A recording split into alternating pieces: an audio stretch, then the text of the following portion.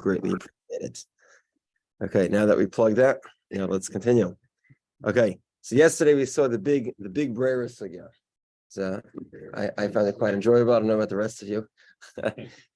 Now we get back to a discussion. I would say that today's daf is a good summary over the past 2 weeks. Solid summary.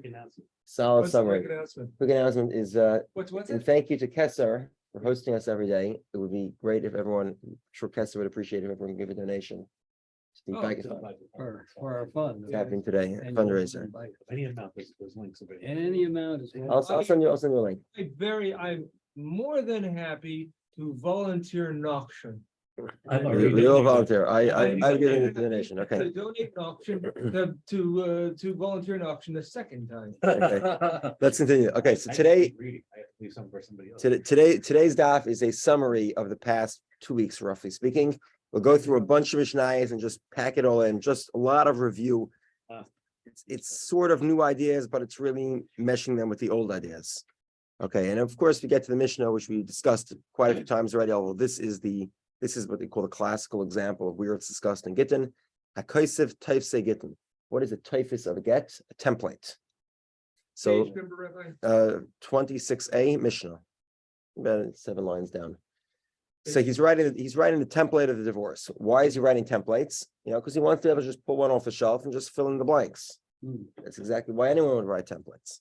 So what's part of the template? What's not part of the template?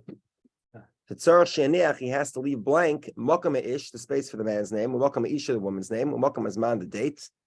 And we'll see this. Shmuel adds in the words haret mitaras Kollel. You're permitted to marry whoever you wish. That also has to be left blank. That's basically what a template looks like. If you're doing a shtar in milva, you're writing a regular loan document. The name of the borrower, the lender, the money, and makam hazman, the date. Shtar mekach, a bill of sale. The place of the buyer and the seller. Makam hamois, makam hasada, umakam hazman. I'm sorry. The name of the buyer and the seller, the amount of money, the field, and the date. Because of the decree. What's the decree? What does this mean? A decree? We'll explain this in the Gemara. What exactly what's the decree, and why is that relevant to the Mishnah? What way is the Mishnah accommodating a decree, and what's the decree all about? Okay, we'll get to that in the Gemara. Rabbi Yehudah says no good. There's no such thing as writing a typhus. You cannot write templates. Every document's got to be custom written. It has to be written on commission. What do they call it? Let's see, PQF. Something. PDQ? Per custom order. It's like it's built to quote. It's quote to build, something like that. I don't remember exactly how that. Anyway, basically, you ask for what you want, and that's what you get, and the whole document made to order. Rabbi Elazar holds that they're all kosher except for divorce. Divorce needs to be written l'shma, and therefore there's no such thing as writing the typhus of a get, writing templates for divorces.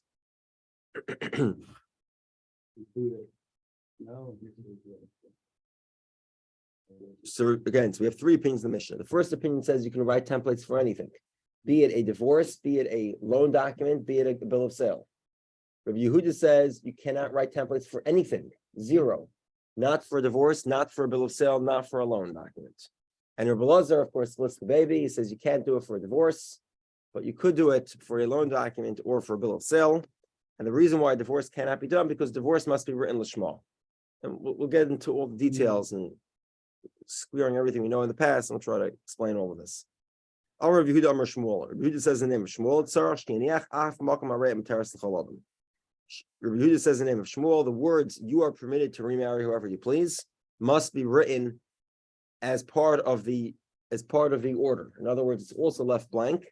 And when the husband orders a divorce, to divorce one of his wives, that's filled in. And this is the opinion of Rabbi Elazar. The Amar Edim Asira character, Be'ina Ksiv L'Shma. Okay, so we saw, of course, the famous machlokes, which we saw probably 15 times by now, between Rabbi Elazar and Rav Meir. According to Rabbi Elazar, ate the Mesira karta. According to Rav Meir, ate the Chasima karta. What does that mean? Who's the main witnesses of the divorce? Is it the transactional witnesses who witness, literally they see the transaction, or is it the witnesses that sign the document? Okay, what's part of the fundamental debate is as follows. If, according to Rabbi Elazar, the witnesses that witness the transaction, you don't even need witnesses in the document. All you need is the written word that this woman is divorced. You don't need witnesses to sign the document. Not necessary.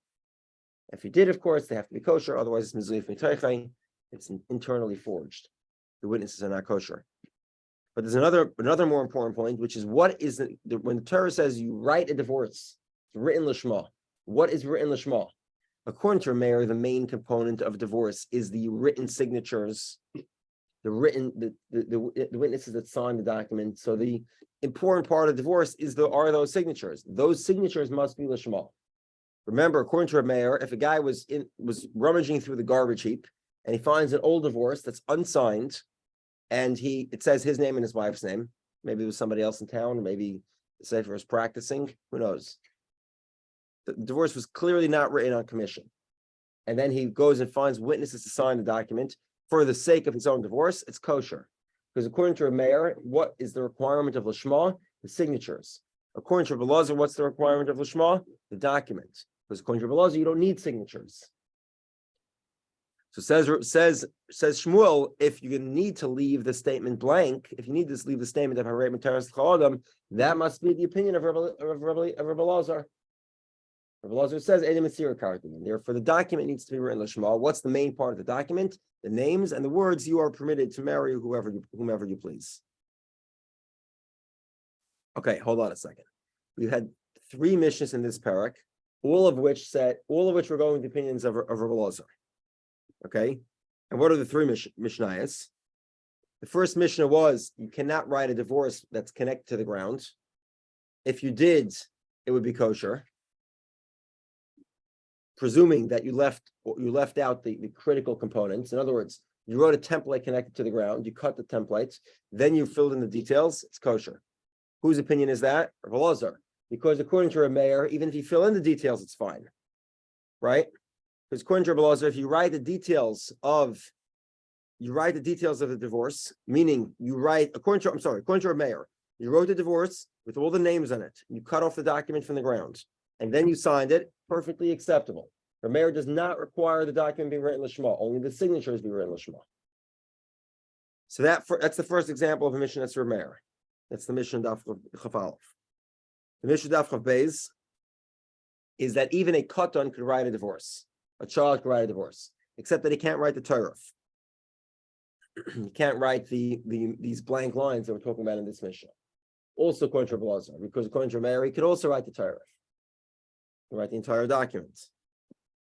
We said all these 3 missions are opinion of Rabbi Elazar. Why is it necessary to do this 3 times? We get the point already. The Ishmin and Hakamais, if it would have just said the first scenario, writing a divorce connected to the ground. The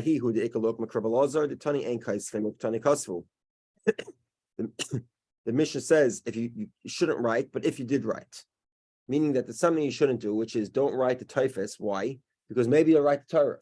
But if the typhus meaning the template, the Torah meaning the details. So don't write the template because maybe you'll write the details. But if you wrote the template connected to the ground, it's kosher. Okay, so that's why you need to say it's the opinion of Rabbi Elazar.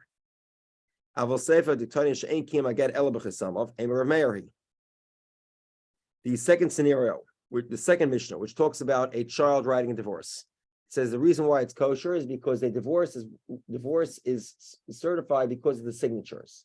That sounds pretty clearly like Rabbi Meir.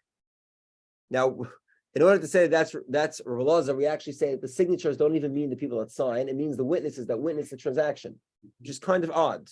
So yeah, you need to tell me that mission is Rabbi Elazar, because intuitively I would think that mission is Rabbi Meir. Because you talk about the signatures, that sounds like Rabbi Meir, not Rabbi Elazar. Okay. If it would have just said our Mishnah, 1 second.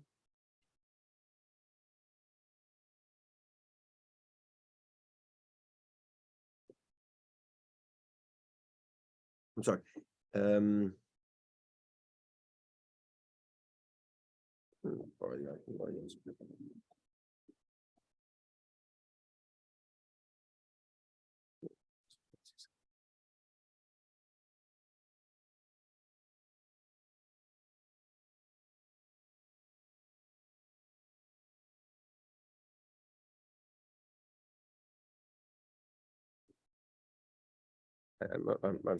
Okay.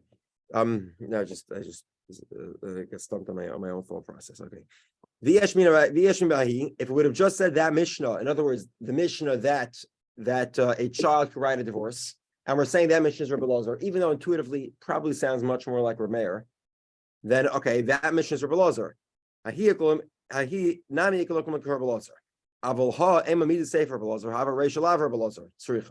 you look at our Mishnah is the least likely to be Rabbi Lazar. Why?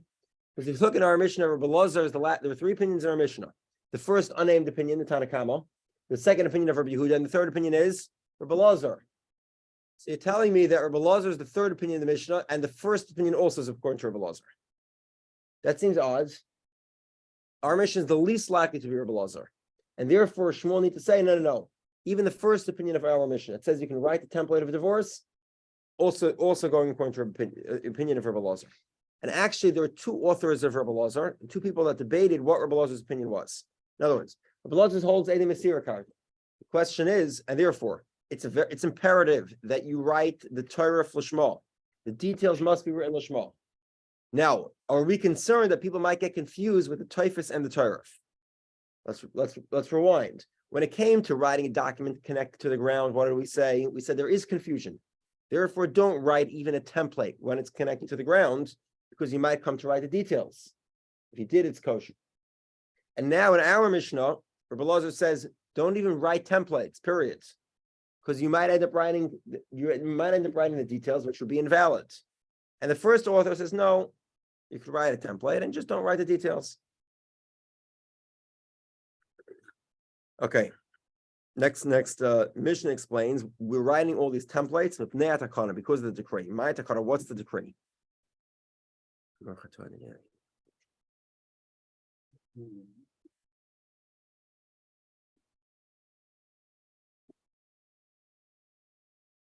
My Takana, Amr of Yainasan, Pnei Takana's cipher. The decree here is for the benefit of the cipher. What does this mean? That means that there's only a scribe. It takes a while for him to write out a document, and it's much easier to stock templates, right? This way, whenever he's bored, he writes out a template. Whenever he needs it, he sells it. So to benefit the seifrim, we allow them to write templates.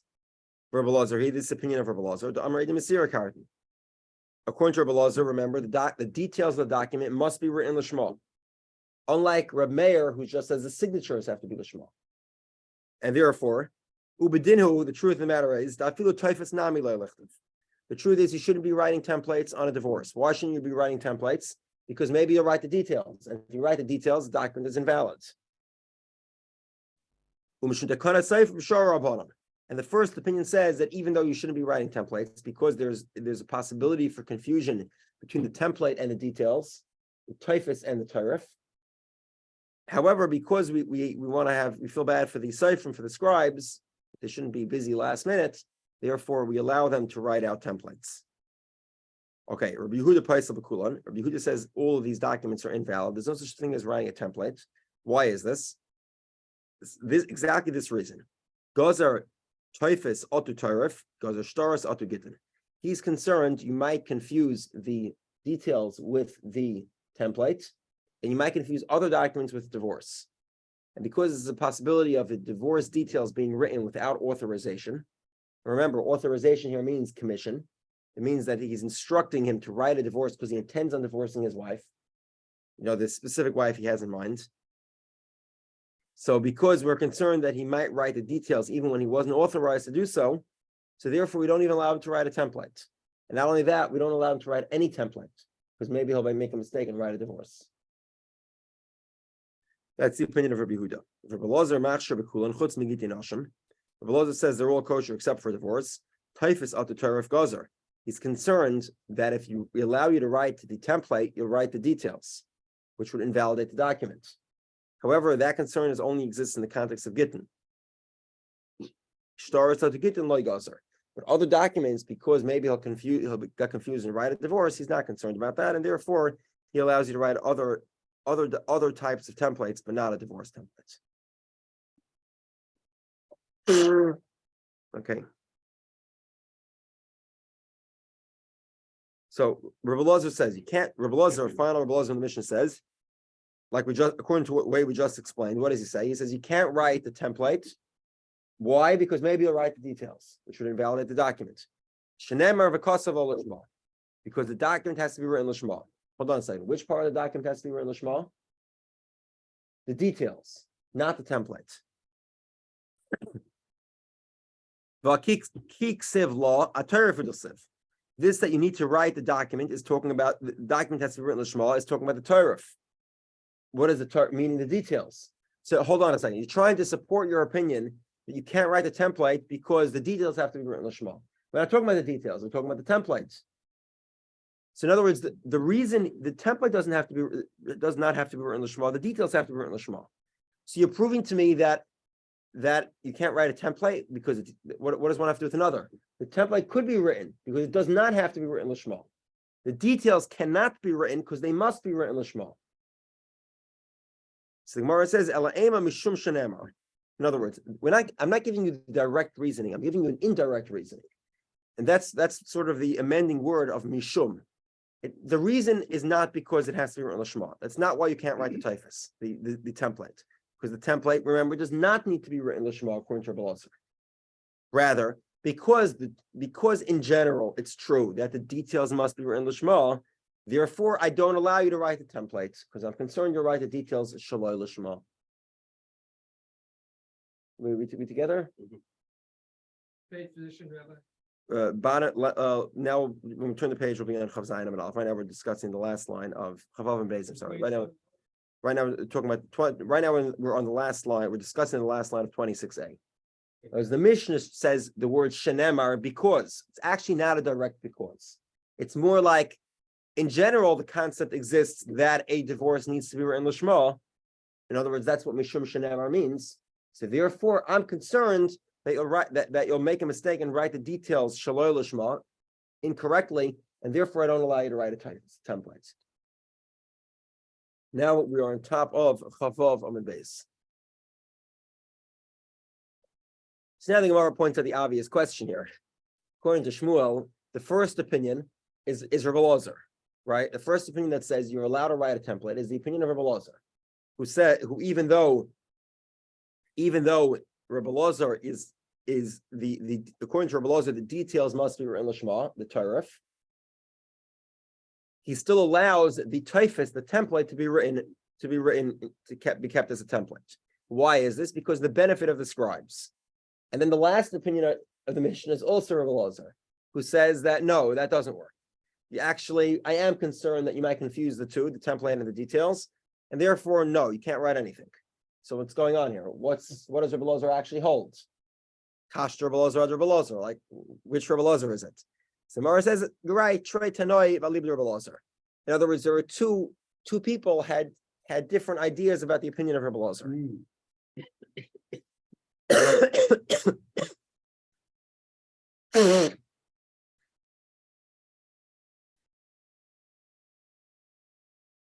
Okay. Now, so until now, we had one version of this Mishnah, and that version was the opinion of Rabbi Elazar. Now we sort of switch tracks and try to explain the entire Mishnah according to the opinion of Rabbi Meir. Remember, according to Rabbi Meir's opinion, what's the main component, the main requirement for witnesses in a divorce is signatures. Therefore, when the Torah says write it l'shma, what is the Torah referring to? Presumably the signatures, because that is the effectuation of the power of witnesses in the document. According to Meir, if one finds a divorce in the garbage and it has the correct names, who even knows if it was written for the purpose of divorce? Maybe this was a practice document. They were just practicing writing the divorce. Maybe it was somebody else's document. Who knows? Nobody knows. The halacha is he gets signatures to sign the document, it's kosher. According to the opinion of Meir.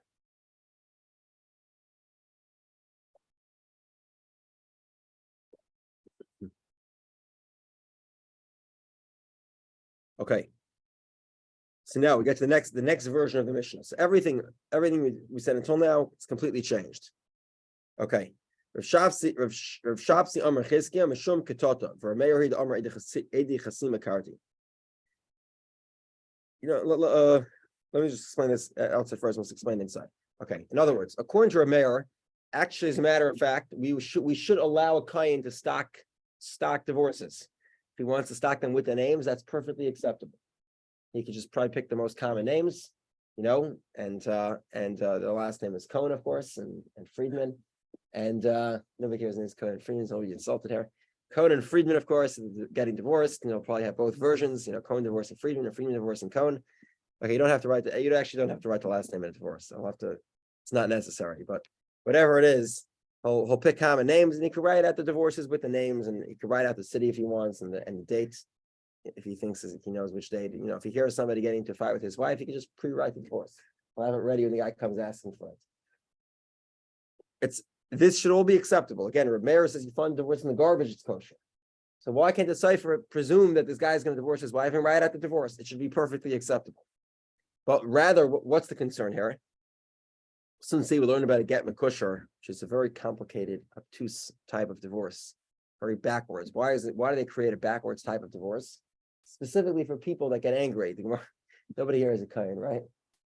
The Gemara says the Kohanim get angry very quickly. So you just dropped into the Zoom meeting as a kohen. Yeah. Hey, wait a minute. I hope no one's a kohen here. Okay. Anyway, Kohanim get angry quickly. So what's the concern? Why the rabbis made it like an obtuse type of get? It's really backwards to write it. Why? Because it takes a couple hours to write. So this way, if a kohen gets angry, remember, a kohen who divorces his wife cannot remarry her. So they created this divorce for Kohanim. It should take a couple hours to write. It should have some time to calm down. So the rabbis basically said, don't pre-write a divorce just because the husband is angry. You should have to wait a little bit. You should, give him some time to think it over before he gives divorce.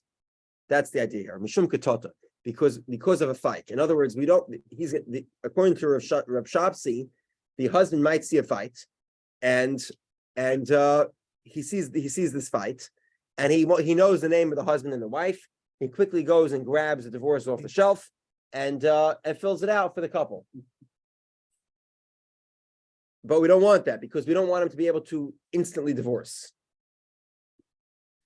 Rameir is according to the opinion of Rameir that says that the witnesses of the signatures, the documents, that's the power of witnesses in the divorce. Ubedinu, and the truth of the matter is that you should be able to write a divorce. However, if Zimnin were concerned, in other words, you should be able to write all the details, all the specifics. But the concern is Zimnin the Shamalay Sefer Dikakosiv. One second. Okay. Welcome. We're on Chavav and Viz. V'zimid the Shamalei Sefer Dikakosiv.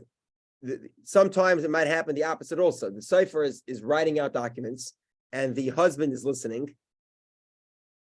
And he thinks of Sefer Iukamerlei, and he thinks that he's the one who's being chosen by the Sefer.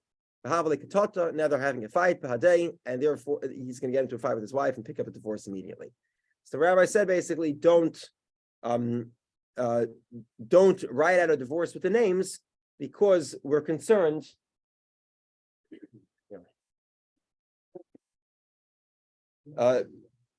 Because we're concerned that we don't want the person to be able to write out a divorce immediately, to be able to come pick up a divorce in the cipher and divorce him immediately. So the rabbis say don't stock divorces with names. We don't want somebody hearing his name and thinking that's a good idea to divorce his wife and just picking up a copy. So therefore, don't do it. Okay. Rav Chizda Amar Avimi. Rav Chizda says the name of Avimi. We're at 7 lines in the bottom, 7 lines in the top of 26b. Mishom takonas agunas, because of agunas. Okay, it's an interesting word here. Typically, the word aguna means a woman who cannot get remarried.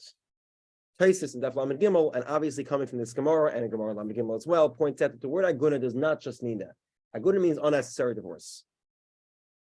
The classical, when we hear the crisis of agunas, it refers to husbands who don't want to divorce their wives. But the crisis of agunas the word aguna could also refer to a woman who was divorced too quickly. The husband didn't have any time and just quickly divorced his wife without thinking about it. That's also a concern, and that word aguna is applied to in the same in that scenario as well. And you'll see in this Gemara it's clearly the case. So Rav Chizda says in the name of Avimi, the reason of our mission is because takanas agunas. Amilor Rav Meir, Amilor Rav Elazar. Okay, we'll explain this. Some say this is according to the opinion of Rav Meir, some say it's according to the opinion of Rav Elazar. Some say it's according to the opinion of Rav Meir, Amilor Rav Meir, the Amar Eidei Chasimakarti. The opinion of Rav Meir that says Eidei Chasimakarti. Ubedinhu, and therefore according to Rav Meir, not only can you write a template, you can also write the details. Because according to Rav Meir, the lishma of the document is the signatures of the witnesses. We should be able to write the details. He gets mad at her. And if he can come pick up from the cipher a pre-made copy of the divorce that has exactly the correct names, he'll divorce her too quickly. And she's gonna, unfortunately, she will be in the category of women who are divorced unnecessarily. We don't want a husband to be able to just pick up a copy and divorce his wife.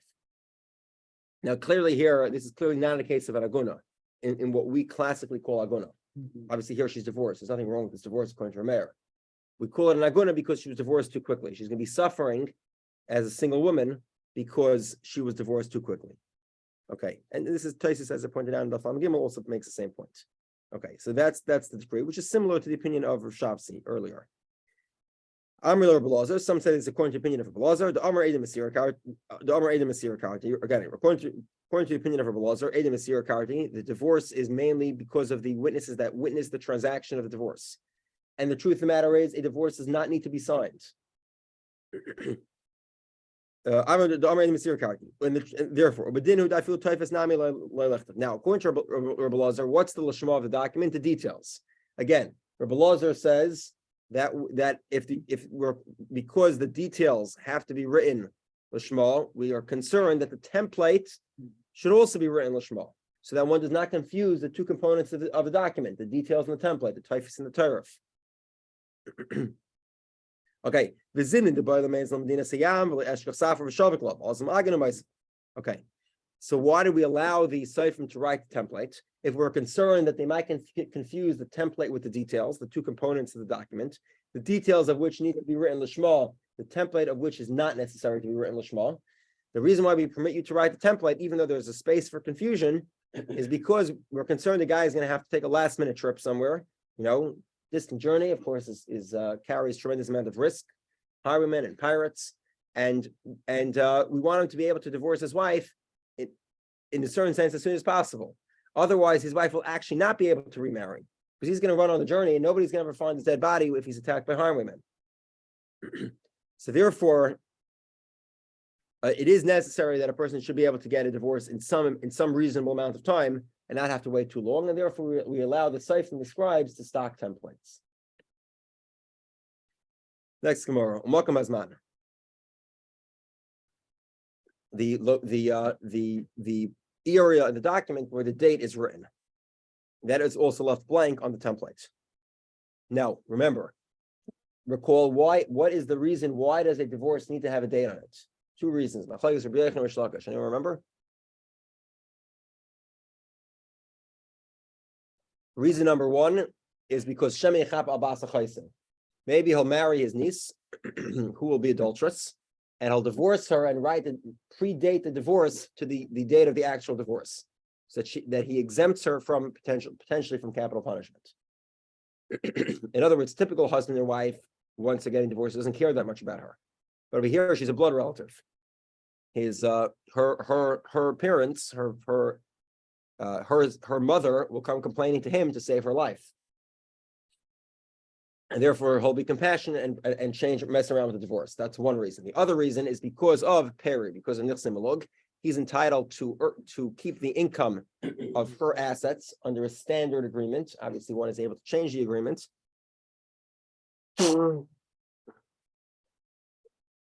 There's nothing halachically wrong with writing a prenup, but typically speaking, when a prenup is not written, typically speaking, the husband is able to enjoy the benefits, the income of the wife's assets, only up until the point of divorce. Therefore, it's important to know the date to make sure the husband doesn't take more than he's entitled to. Now, The Mishnah says, Kapasik Vitani, our Mishnah says you need the date of the document must be left blank. The Mishnah makes no differentiation whether now remember in the marriage process, there's two steps. There's Erisin or Kedushin, the same thing.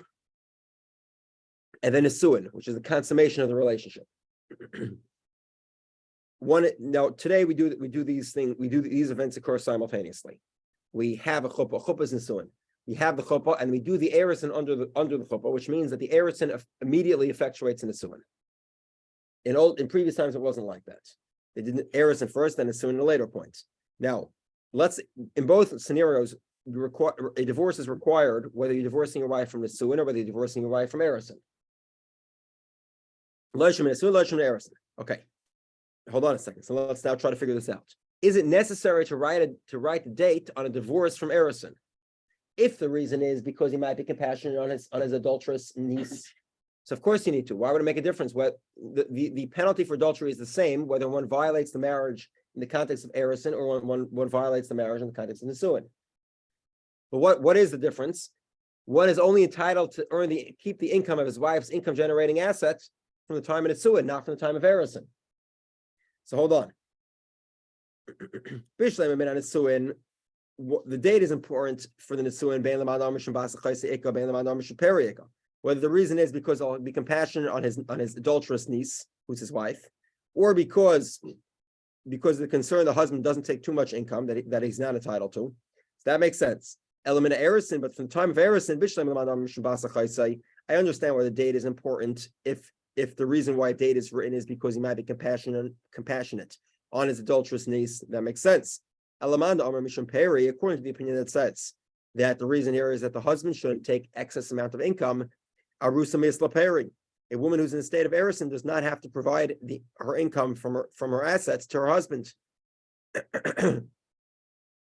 Rav Amram explained,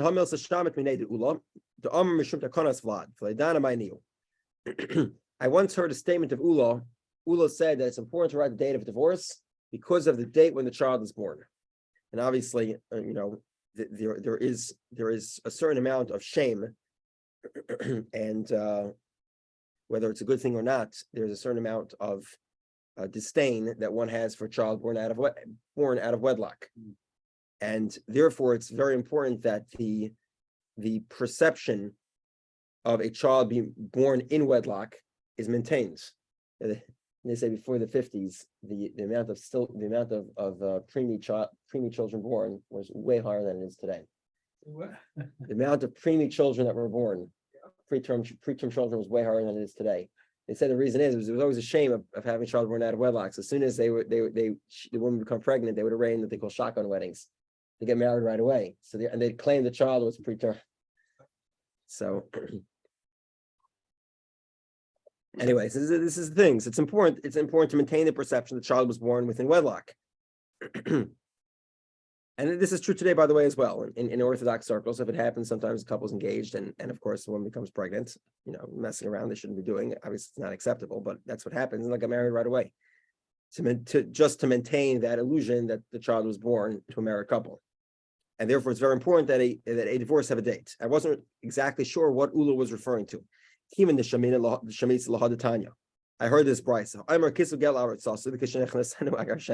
This is a real disaster. Guy commissions a divorce. When I marry my wife, I want to be able to divorce her.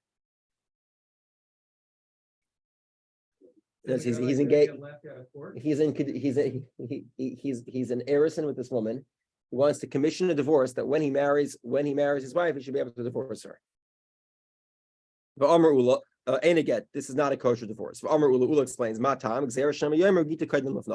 they're going to be intimate first, potentially she'll become pregnant, and the divorce here is dated prior to the marriage. Therefore, we require, therefore it's not a valid divorce because it may give the perception that the child was born out of wedlock. Therefore, there's a concern as well with writing any divorce during erison that it might give the perception the child was born out of wedlock.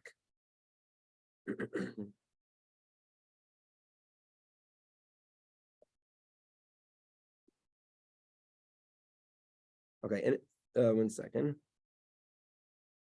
Yeah. Okay. So in other words, even though in other words, even though he's divorcing her either immediately after marriage or and he commissioned a divorce during the Erison, the date must be written, lest he divorce her immediately after the marriage, in which case the divorce would still be valid even if the date is incorrect, but it would give the perception the child potentially born would be born out of wedlock. In other words, the concern here is that even though he's writing a divorce during Erison, he might give it immediately after they get married. And therefore, every divorce requires a date. Amr of Zera, Amr of Abba, Shila, Amr of Hamnuna, Amr of Nunasama, Amr of Adabar Ava, Amr Rav. Basically, Rav said halacha Rav Elazar. The halacha follows Rav Elazar. Rav Elazar said Rav Elazar of the Mishnah. The stated opinion of Rav Elazar is that we do not write Tractate Gittin. We do not write templates for divorces. Every divorce is built to order. You order it and it's written out exactly as you requested it. There's no templates. We don't do the typhus thing. Kari Rav Elazar. Rav said about Rav Elazar, Tuvina de Chakimi, the wisest of scholars. By the way, it is very likely that Rav saw Rav Elazar. According to one opinion, Rav is actually a Talmud of Rav Shimon bar Yochai. He only rose to prominence much later. I mean, Rav lived hundreds of years, well over 100, almost 200 years probably. If that's the case, then Rav is typically counted as an Amora. His Talmud of Rav Shimon bar Yochai clearly lived way earlier. He obviously had a tremendous life. If that's the case, it could be that Rav saw Rav Elazar. Okay, anyway. As a side point, okay. Vafilu b'shar shtar. Gemara says vafilu b'shar shtar nami. What's this? What about other documents? Can you write a template for other types of documents? Va'amar rapapi mishmei derafa. One second.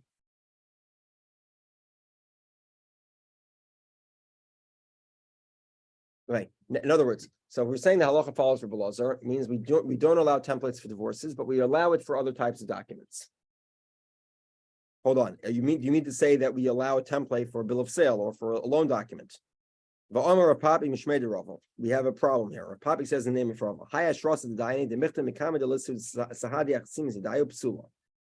Concern here is as follows. They wrote it. We're talking here about verification of a document. How is the document verified? Typically, two people testify that they recognize the signatures. The court writes, this document's come before us. We verify the signatures are accurate and we sign our names. Now, obviously, court signatures are much easier to verify than random people because the court documents are much more flying around and everybody knows who the courts are. Much easier to verify. Okay, so the courts they sign their name. What happens if they wrote the verification prior to hearing the witnesses? So they took the document, they didn't sign it, they just wrote, we verify the document. We heard the witnesses testify, we know the signatures, we're verifying it. And then the witnesses testify. It's possible. You have to rewrite it. Why? Because it's Mexican shikra. It looks like it's false. There's no way they can testify that the document is valid if the witnesses didn't yet testify. Hold on a second. If that's the case, every typhus is a problem. Every bill of sale is a fake document because nobody bought anything from anybody else yet. Correct? Okay. We're concerned that there's sort of the document is deceptive because the details were written before the event was actually true.